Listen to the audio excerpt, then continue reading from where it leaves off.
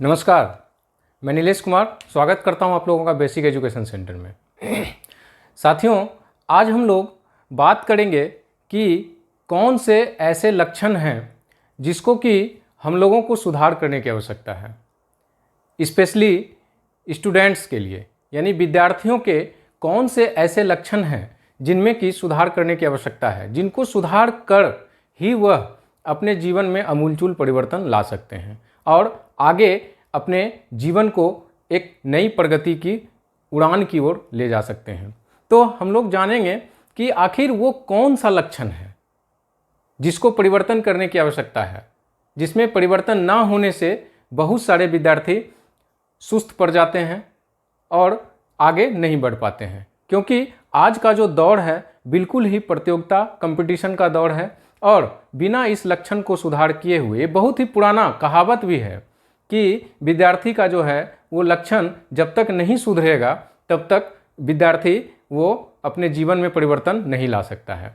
तो हम लोग सीखेंगे, आज देखेंगे कि आखिर वो कौन सा लक्षण है कि विद्यार्थी में होना वो आवश्यक है। विद्यार्थी में वो लक्षण नहीं रहने के कारण ही विद्यार्थी पिछड़ता है।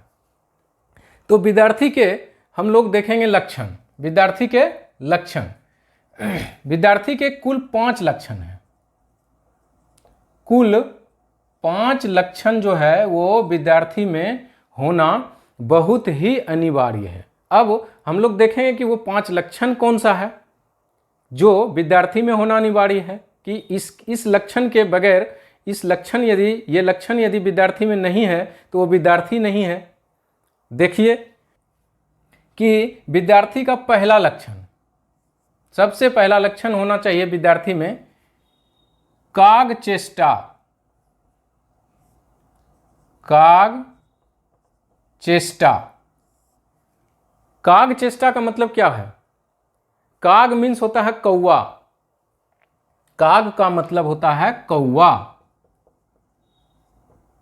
कौवा जैसा चेष्टा आपको रखना पड़ेगा कि जब बर्तन में पानी नीचे था तो कौवा ने एक एक कंकड़ को डाल करके उस बर्तन से पानी को ऊपर लाया और पी करके उड़ा था।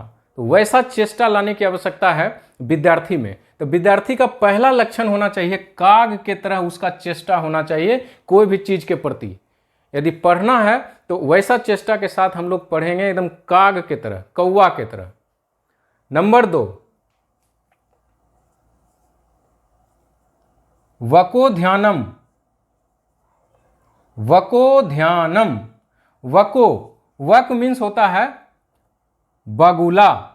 वक मीन्स होता है बगुला, यानी बगुला की तरह ध्यान लगाना है। आप लोग देखे होंगे अक्सर जहां पर कि पानी जमा हो, छोटा छोटा तालाब हो, वहां पर बगुला जो है वो एकदम एक टक से ध्यान लगाए रहता है। जैसे उसको मछली पर नजर पड़ा वो टप से मछली को लेता है और वहां से निकल जाता है। तो बगुला की तरह एकदम ध्यान लगाना है। अब ये नहीं कि स्टूडेंट क्या करेगा कि बगुला की तरह मोबाइल देखने लग जाएगा, कि बगुला की तरह मोबाइल देख रहे हैं और उसमें स्क्रॉल कर रहे हैं, रील देख रहे हैं, पढ़ने का सामान कुछ देख ही नहीं रहे हैं। रील देख रहे हैं, मज़ा भी आ रहा है, सोए हुए हैं, रील चल रहा है, रात में 8 बजे से लेकर के 11 बजे तक रील देख लिए, नींद आ गया, सो गए। यानी बको ध्यानम का मतलब है कि अपने कर्तव्य पर ध्यान लगाना है, अपने पढ़ाई पर ध्यान लगाना है। विद्यार्थी का काम क्या है? पढ़ना। तो पढ़ने पर ध्यान को केंद्रित करने को ही बको ध्यानम कहा गया है, कि बगुला की तरह एकदम अपने पढ़ाई पर ध्यान को केंद्रित कर दीजिए। ठीक है। अगला है तीसरा, श्वान निंद्रा। श्वान निंद्रा, श्वान का मतलब होता है कुत्ता। श्वान का मतलब होता है कुत्ता। आप लोग देखे होइएगा कि रोड पर कुत्ता सोया हुआ है और उसको सिर्फ ऐसे कीजिएगा और कुत्ता उठ करके तैयार हो जाएगा, रेडी, एकदम आक्रामक मोड में, कि अब यदि हम पर अटैक करेगा तो हम तुरंत अटैक कर देंगे। तो श्वान निंद्रा, श्वान निंद्रा कहने का अर्थ यह है कि आपको कुत्ता के जैसा नींद रखना पड़ेगा। ये नहीं कि सोए हैं तो सुतले हैं, एकदम सो गए हैं, एकदम घोड़ा बेच करके सो गए हैं, सोए हुए हैं, उठा रहा है हमको उठाने के लिए आदमी आ रहा है कि उठिए भाई, परीक्षा आ रहा है नज़दीक, पढ़ना है अब, और हम सोए हुए हैं एकदम चादर तान करके। तो वैसा निंद्रा यदि है आप में तो तुरंत लक्षण को सुधार लीजिए और श्वान निंद्रा रखिए कि एक बार यदि आवाज़ दे दे आपके गार्जियन, पिताजी, माताजी या भाई बहन कोई भी, कि भाई उठो पढ़ने का समय हो गया, उठिए बैठिए पढ़िए, तो उठ करके बैठ जाना है, पढ़ने पर ध्यान को केंद्रित कर देना है, काग चेष्टा और बको ध्यानम के तरह। निंद्रा रखना है श्वान। श्वान निंद्रा यदि नहीं रखे, सोए रह गए, तो भैया आपका कोई उपाय नहीं है, क्योंकि खरगोश भी सोए रह गया था और कछुआ रेस पार कर गया था। ठीक है, तो नींद कैसा रखना है? श्वान के जैसा, यानी कुत्ता के जैसा निंद्रा होना चाहिए।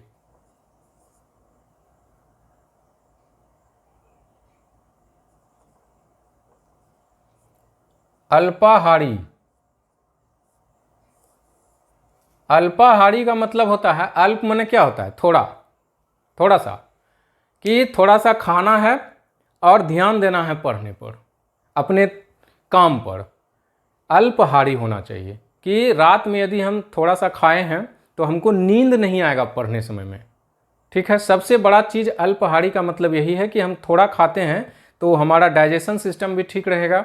हमारा डाइजेस्ट जब खाना होगा तो हमारे शरीर में स्फूर्ति भी रहेगा, और स्फूर्ति जब तक हमारे शरीर में नहीं रहेगा तब तक हमको किसी कार्य में मन नहीं लगेगा, तो पढ़ने में हमको क्या मन लगेगा। तो इसीलिए अल्पाहारी होना बहुत जरूरी। ये नहीं कि एकदम खा लिए जड़ तक, एकदम अब नींद आ रहा, हा कर रहे हैं, सो रहे हैं, पढ़ने लिखने का कोई कहानी नहीं है।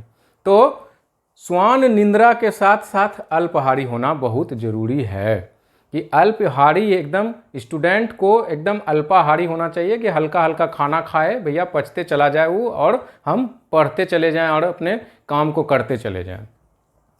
अगला और अंतिम, पांचवा, गृह त्यागी।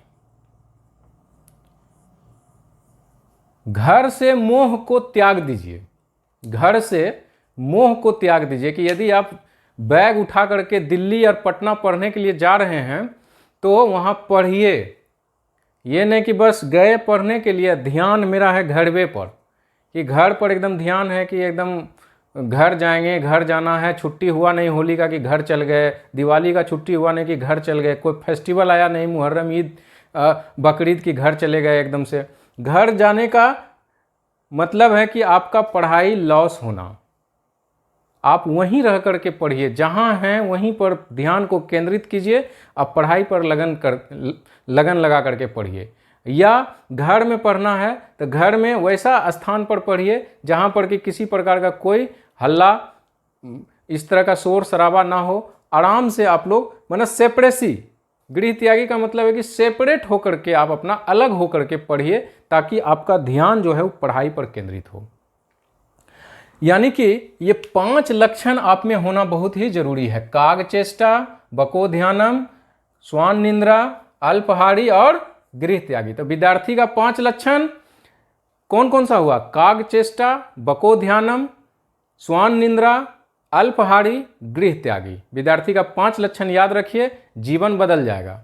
और सबसे अंतिम में मैं बोलना चाहूँगा कि मोबाइल को ताकना भी छोड़ दीजिए, मोबाइल को देखना छोड़ दीजिए, कि जिस टाइम आप पढ़ रहे हैं मोबाइल को साइड रखिए, ऑफ रखिए। आपका जीवन में अमूलचूल परिवर्तन आएगा, जीवन बदल जाएगा। धन्यवाद।